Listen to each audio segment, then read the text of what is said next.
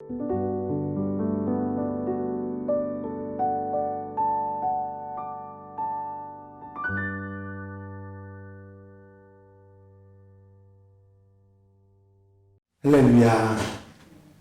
하나님의 은혜로 오늘 하루도 넉넉한 주의 사랑으로 살아가는 복된 하루가 되시기를 바랍니다. 다 같이 사도신경으로 신앙 고백 같이 하심으로 새벽 예배 하나님 앞에 같이 드리십니다. 전능하사 천지를 만드신 하나님 아버지를 내가 믿사오며 그 외아들 우리 주 예수 그리스도를 믿사오니 이는 성령으로 잉태하사 동정녀 마리아에게 나시고 본디오 빌라도에게 고난을 받으사 십자가 못 박혀 죽으시고 장사한 지 사흘 만에 죽은 자 가운데서 다시 살아나시며 하늘을 오르사 전능하신 하나님 우편에 앉아 계시다가 저리로서 산 자와 죽은 자를 심판하러 오시리라. 성령을 믿사오며 거룩한 공회와 성도가 서로 교통하는 것과 죄를 사해 주신 것과 몸이 다시 사는 것과 영원히 사는 것을 믿사옵나이다. 아멘. 할렐루야. 하나님 말씀은 창세기 29장 30절로부터 35절 말씀까지입니다. 창세기 29장 30절로 35절에 있는 말씀 한 절씩 교독하시겠습니다. 야곱이 또한 라헬에게로 들어갔고 그가 레아보다 라헬을 더 사랑하여 다시 7년 동안 라반을 섬겼더라. 여호와께서 레아가 사랑받지 못함을 보시고 이에 때를 여셨으나 라헬은 자녀가 없었더라. 레아가 임신하여 아들을 낳고 그 이름을 르우벤이라 하여 이르되 여호와께서 나의 괴로움을 돌보셨으니 이제는 내 남편이 나를 사랑하리로다 하였더라.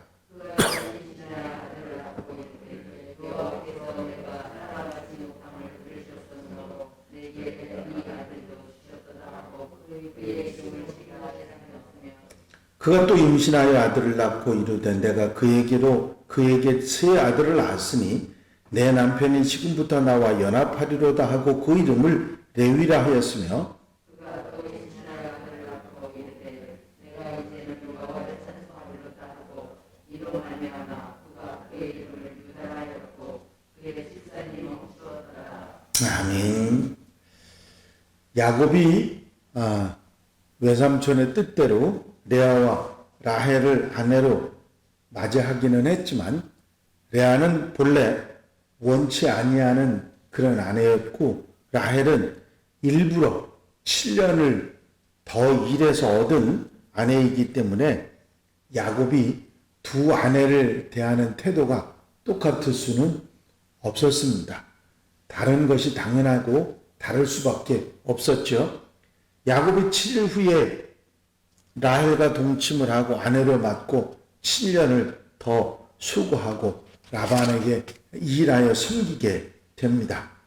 하지만 야곱이 그 섭섭함과 또 사랑치 않는 그런 마음 때문에 아내들을 차별해서 대했던 사랑이 적고 큰 차이 때문에 결국 자녀들이 자랄 때 시기와 질투 속에 낳고 키우는 그런 일이 일어나게 되죠. 이들이 나중에 이스라엘 민족의 12지파의 조상들이 되지만 사실 이스라엘 조상들은 시기와 질투 속에 태어나고 자란 것이라 하는 것을 알 수가 있습니다. 모세가 이 이야기를 이스라엘 백성들, 지금 12지파가 잘 진행되고 있는 이스라엘 백성들에게 그 이야기를 꺼낸 이유는 뭐냐면 너희들이 그렇게 시기와 질투 속에 자라난 그런 형제의 후손이긴 하지만 너희들이 그렇게 질시와 반목을 하고 살아서는 안 된다. 그 위의 조상들 이삭과 이스마엘의 이야기, 야곱과 에서의 이야기, 이 이야기들을 통해서 형제간에 이런 일들이 어떤 결과를 낳는지 너희가 알았는데 이제는 그리하지 말라고 하는 교훈이 이 속에 숨어 있다, 그렇게 생각을 할 수가 있습니다. 먼저 레아는 하나님께서 사랑받지 못하는 야곱에게 사랑받지 못하는 것을 하나님께서 아시고 그녀의 태의 문을 열어주십니다. 반대로 라헬은 야곱에게 사랑을 받지만 자녀를 얻지 못합니다. 여호와께서 레아가 사랑받지 못함을 보시고 그의 태를 여셨으나 라헬은 자녀가 없었더라. 그런데 자녀를 낳은 레아도 정상은 아닙니다. 먼저 장남 르우벤을 낳고 그녀는 그 이름을 르우벤이라 했는데 그 뜻은 보라 내 아들이라 하는 뜻을 가지고 있습니다. 한껏 자랑을 하고 가슴을 내미는 모습이 보이는 듯한 그런 이름이지요. 이 레아의 모습이 라헬에게 어떻게 비춰졌을까 보지 않아도 알 수 있는 일입니다.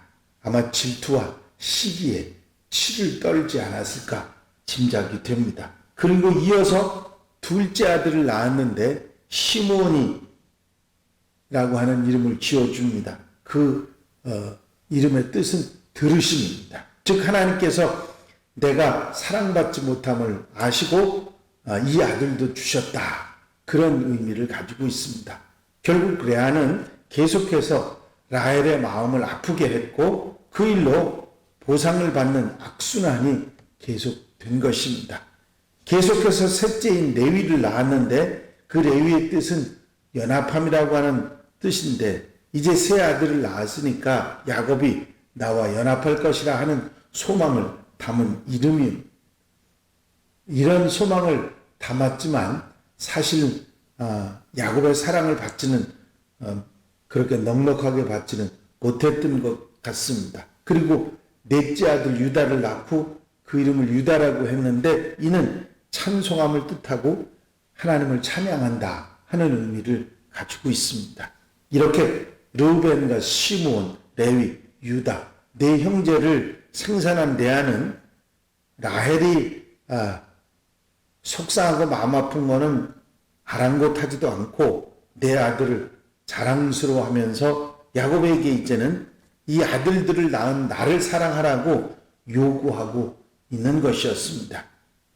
대부분의 경우 자녀가 출산을 하게 되면 그 자녀들로 인해서 부부의 사이도 좋아지고 자녀들로 인해서 화목한 가정을 이루게 되는데 야곱의 가정은 이 일로 편치 풍파가 일어났죠.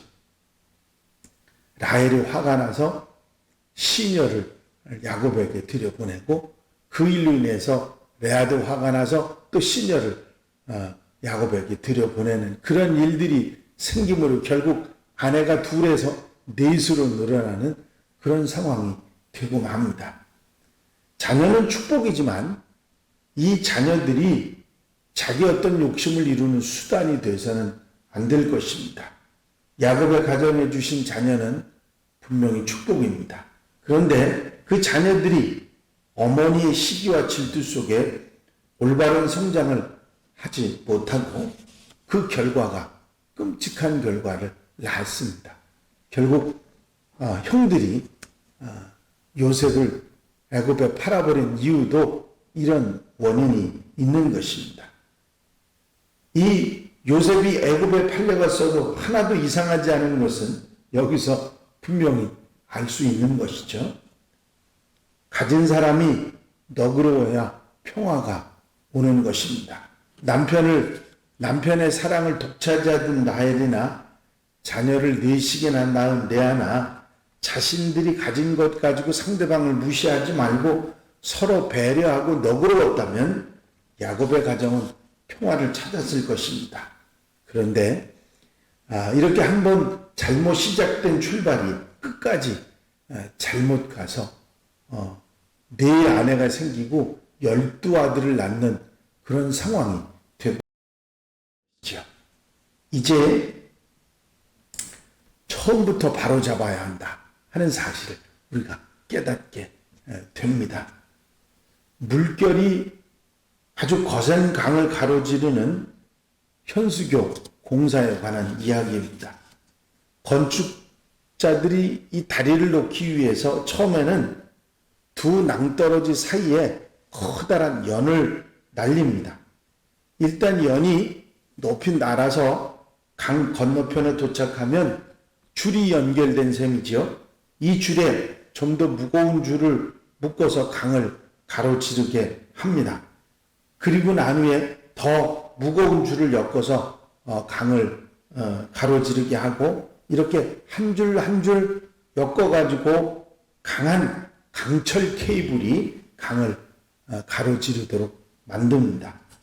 계속 케이블을 점점 두껍고 강한 것으로 연결함으로 인해서 거대한 다리가 나중에는 완성이 되는 것이죠.